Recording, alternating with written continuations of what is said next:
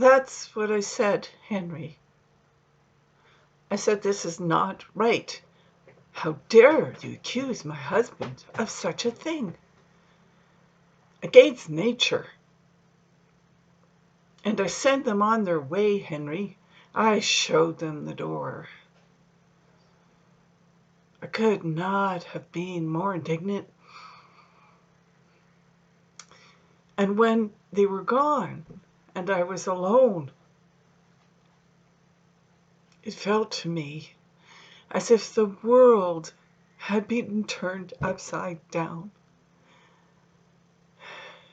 And I looked around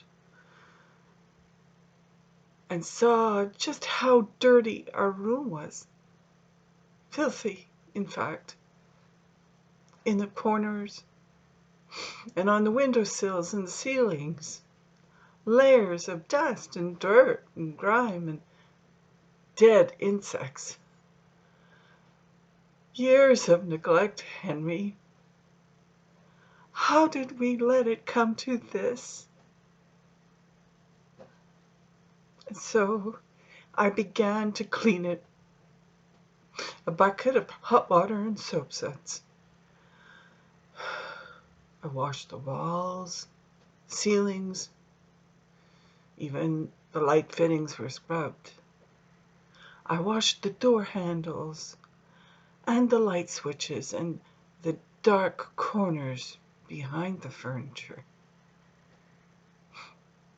I scrubbed the table and the floor and polished the windows. I dusted the books and the lampshade and even took to the grouting between the tiles with a toothbrush. And when I finished,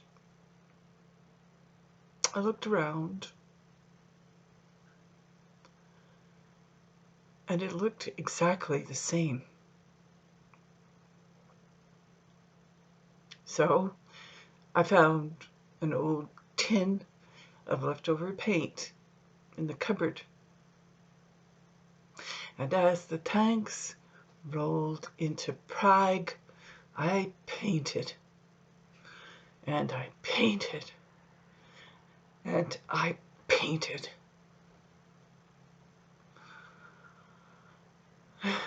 Then I hung the pictures back on the walls and put the books back in the bookshelves and moved the furniture back into position. And it was when I was moving the wardrobe that it tilted slightly and something fell from the top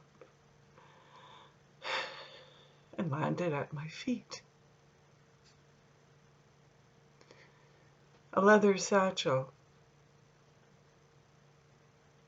quite old, quite worn, good quality leather. Something you have had since you were a child, given to you by an uncle, you once said. And inside, there is a collection of photographs of young children, boys mainly, naked, some involved in sexual acts with adults. Some of them clearly distressed, clearly frightened. And among the photographs, Henry, are pictures of our own son? Have you touched him?